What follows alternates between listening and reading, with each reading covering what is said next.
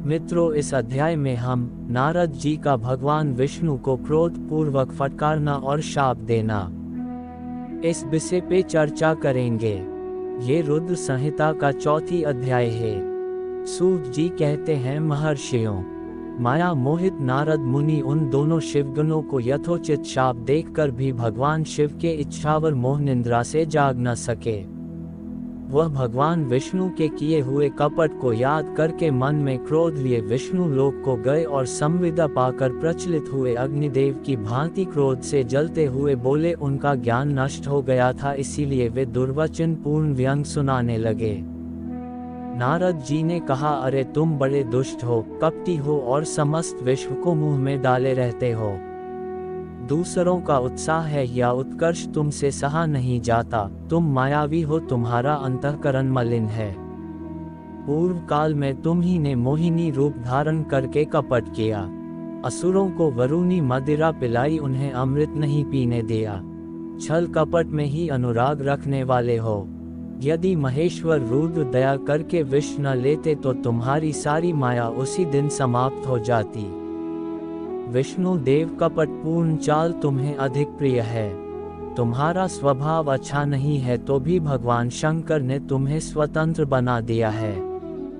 तुम्हारी इस चाल डाल को समझकर अब वे भगवान शिव भी पश्चाताप करते होंगे। अपनी वाणी रूप वेद की प्रामाणिकता स्थापित करने वाले महादेव जी ने ब्राह्मण को सर्वोपरि बताया है। अरे इस बात को जानकर आज मैं बलपूर्वक तुम्हें ऐसी सीख दूंगा जिसे तुम फिर कभी कहीं भी ऐसा कर्म नहीं कर सकोगे। अब तक तुम्हें किसी शक्तिशाली या तेजस्वी पुरुष से पाला नहीं पड़ा था, इसलिए आज तक तुम निडर बने हुए हो, परंतु विष्णु अब तुम्हें अपनी करनी का पूरा पूरा फल मिलेगा। भगवान विष्णु से ऐसा कहकर माया मोहित नारद मुनि अपने ब्रह्म तेज का प्रदर्शन करते हुए क्रोध से खिल उठे और शाप देते हुए बोले, तुमने स्त्री के लिए मुझे व्याकुल किया है, इसी तरह सबको मोह में डालते रहते हो। यह कपट पूर्ण कार्य करते हुए तुमने जिस स्वरूप से मुझे छल किया था उसी स्वरूप से तुम मनुष्य हो जाओ और स्त्री के वियोग का दुख मिले। तुमने जिन वानरों के समान मेरा मुंह बनाया वही उस समय तुम्हारे सहायक हो। तुम दूसरों को स्त्री विरह का दुख देने वाले हो, अतः स्वयं भी तुम्हें स्त्री के वियोग का दुख प्राप्त हो। अज्ञान से मोहित मनुष्यों के समान तुम्हारी स्थिति हो। अज्ञान से मोहित हुए नारद जी ने मुख से श्रीहरि को जवाब दिया। तब उन्होंने शंभु की माया की प्रशंसा करते हुए उस शाप को स्वीकार कर लिया। तब महालीला करने वाले शंभु ने अपनी उस विश्व मोहिनी माया को, जिसके कारण ज्ञानी भी मोहित हो गए थे, खींच लिया। माया के तिरोहित होते ही नारद जी पूर्ववत शुद्ध बुद्धि से युक्त हो गए। उन्हें पूर्ववत ज्ञान प्राप्त हो गया और उनकी सारी व्याकुलता जाती रही। इससे उनके मन में बड़ा विस्मय हुआ।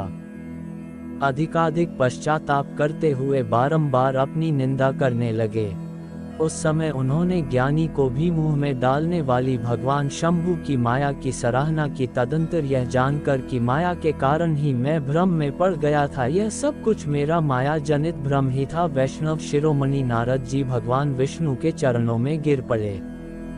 भगवान ने उठाकर खड़ा कर दिया। उस समय अपने दुर्बुद्धि नष्ट हो जाने के कारण वे यूं बोले, नाथ, माया से मोहित होने के कारण मेरी बुद्धि बिगड़ गई थी, इसलिए मैंने आपके प्रति बहुत दुर्वचन कहे हैं, आपको शाप तक दे डाला है। प्रभु, मुझे आप माफ कर दीजिए। हाय, मैंने बहुत बड़ा पाप किया है, अब मैं निश्चय ही नरक में पड़ूंगा। हरि, मैं आपका दास हूँ, बताइए मैं क्या उपाय, कौन सा प्रयास करूँ जिससे मेरा पाप समूल नष्ट हो जाए और मुझे नरक में ना गिरना पड़े। ऐसा कहकर शुद्ध बुद्धि वाले मुनि शिरोमणि नारद जी पुण्य भक्ति भाव से भगवान विष्णु के चरणों में गिर पड़े। उस समय उन्हें बड़ा पश्चाताप हो रहा था। तब श्री विष्णु ने उन्हें उठाकर मधुर वाणी में कहा। भगवान विष्णु बोले, नाथ, खेद न करो, तुम तो मेरे भक्त हो, इसमें संशय नहीं है। मैं तुम्हें एक बात बताता हूँ, सुनो, उससे निश्चय ही तुम्हारा परम हित होगा। तुम्हें नरक में नहीं जाना पड़ेगा। भगवान शिव तुम्हारा कल्याण करेंगे। तुमने मद से मोहित होकर जो भगवान शिव की बात नहीं मानी थी, उसकी अवहेलना कर दी थी। उसी अपराध का भगवान शिव ने तुम्हें कैसा फल दिया है, क्योंकि वही कर्म फल के दाता हैं। तुम अपने मन में यह दृढ़ निश्चय कर लो कि भगवान शिव की इच्छा से यह सब कुछ हुआ है। सबके स्वामी परमेश्वर शंकर ही गर्व को दूर करने वाले हैं। वही परब्रह्म परमात्मा है, उन्हें सच्चिदानंद रूप से बोध होता है। वे निर्गुण और निर्विकार हैं। सत, रज और तम इन तीनों गुणों से परे हैं। वही अपनी माया को लेकर ब्रह्मा, विष्णु और महेश इन तीन रूपों में प्रकट होते हैं। निर्गुण और सगुण भी वही है। निर्गुण अवस्था में उनका नाम शिव है। वही परमात्मा, महेश्वर, परब्रह्मा, अविनाशी, अनंत और महादेव आदि नामों से कहे जाते हैं। उन्हीं की सेवा से ब्रह्मा जी जगत की रचना किए हुए हैं और मैं तीनों लोकों का पालन करता हूँ। वे स्वयं ही रुद्र रूप से सदा सबका शिकार करते हैं। वह शिव स्वरूप से सबके साक्षी हैं। माया से भिन्न और निर्गुण हैं। स्वतंत्र होने के कारण भी अपनी इच्छा के अनुसार चलते हैं। उनका विहार, आचार, व्यवहार उत्तम है और भक्तों पर दया करने वाले हैं। नारद मुनि, मैं तुम्हें एक सुंदर उपाय बताता हूँ जो सुखद समस्त पापों का नाश और सदा भोग एवं मोक्ष को देने वाला है। तो मुझे सुनाओ। वह अपने सारे भक्तों को जाकर तुम भगवान शंकर के सुयश का गान करो और सदा अनन्य भाव से शिव के शतनाम स्तोत्र का पाठ करो। मुनि, तुम निरंतर उन्हीं की उपासना और उन्हें का भजन करो। उन्हें के यश को सुनो और गाओ तथा प्रतिदिन उनकी पूजा अर्चना करते रहो। नारद, जो शरीर, मन और वाणी द्वारा भगवान शंकर की उपासना करता है उसे पंडित या ज्ञानी जानना चाहिए। वह जीवन मुक्त कहलाता है।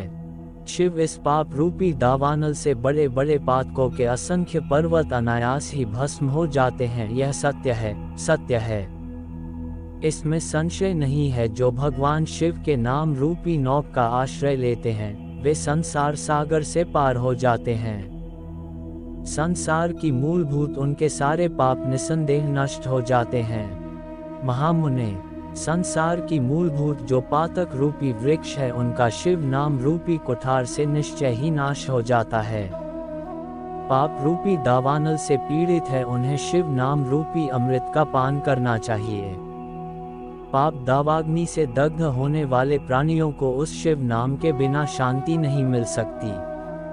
संपूर्ण वेदों का अवलोकन करके पूर्ववर्ती विद्वानों ने यही निश्चय किया है कि भगवान शिव की पूजा ही उत्कृष्ट साधन तथा जन्म मरण रूपी संसार बंधन के नाश का उपाय है। आज से यत्न पूर्वक सावधान रहकर विधि विधान के साथ भक्ति भाव से नित्य निरंतर जगदम्बा पार्वती सहित महेश्वर सदाशिव का भजन करो। नित्य शिव की कथा सुनो और कहो तथा अत्यंत यत्न करके बारंबार शिव भक्तों का पूजन किया करो। मुनि श्रेष्ठ, अपने हृदय में भगवान शिव के उज्ज्वल चरणारविंदों की स्थापना करके पहले शिव के तीर्थों में विचरो। मुनि, इस प्रकार परमात्मा शंकर में अनुपम मन करते हुए अंत में आनंदवन काशी को जाओ। वह स्थान भगवान शिव को बहुत ही प्रिय है। वहाँ भक्ति पूर्वक विश्वनाथ जी का दर्शन पूजन करो। विशेषत उनकी स्तुति वंदना करके तुम निर्विकल्प संशय रहित हो जाओगे। नारद जी, इसके बाद तुम्हें मेरी आज्ञा से भक्ति पूर्वक अपने मनोरथ की सिद्धि के लिए निश्चय ही ब्रह्मलोक में जाना चाहिए।